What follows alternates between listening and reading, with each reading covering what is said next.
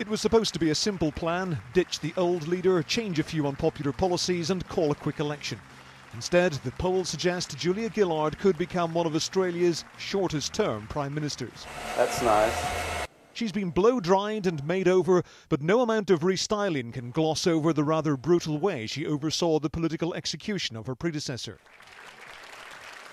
Kevin Rudd was greeted warmly, or was it sympathetically, by his colleagues, and tried to keep a low profile at this election event.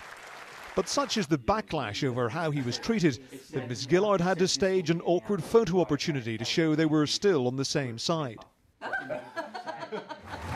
Having wielded the knife so ruthlessly to get rid of Kevin Rudd, Julia Gillard is now trying to convince Australians that her party is one big happy family again. But few people are buying that, least of all voters in Mr Rudd's home city. His constituency is just a few miles away, and it's clear there is lingering anger over how he was treated. I think they're all feeling a bit sorry for Kevin Rudd. Do you think it'll cost Labour votes in Queensland? I'm sure it'll cost Labour votes in Queensland because there's a strong resentment amongst people for what happened to Kevin Rudd. And you feel that he was treated unfairly? I don't think it was really just, yes. Mr Rudd was not asked to make a speech. Another former Labour Prime Minister did. But Bob Hawke told me he was unconcerned about Mr Rudd's injured pride. And what Kevin feels or doesn't feel is not... Why ask that? I mean, this is about the future of Australia. Magnificent speech. Ms Gillard's proud parents, John and Moira, watched on. They brought her from their home in South Wales when she was a child and have watched her rise to the top. Do you think if you'd stayed, she might have been a big thing in the Labour Party back in Britain?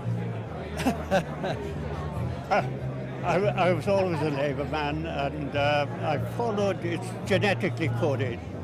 I followed the great Nye Bevan and Jim Callaghan. But this former immigrant has had to demonstrate a tough streak on those trying to get into the country illegally.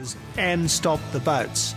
Her rival Tony Abbott pledges to stop the invaders, so she's adopted a similar hard line. There's such a fuss over the number of asylum seekers coming to this country. If they all looked like you and your parents, do you think there'd be quite so much of a fuss? Well, look, I think it's understandable that people feel uncomfortable when they see boats on the horizon and when people arrive unauthorised. I understand that. But it's the way in which Ms Gillard landed in the top job which remains a factor in whether she gets the chance to stay or whether she faces a swift eviction. Ian Woods, Sky News, Brisbane. Ian Woods, 5 News, Brisbane.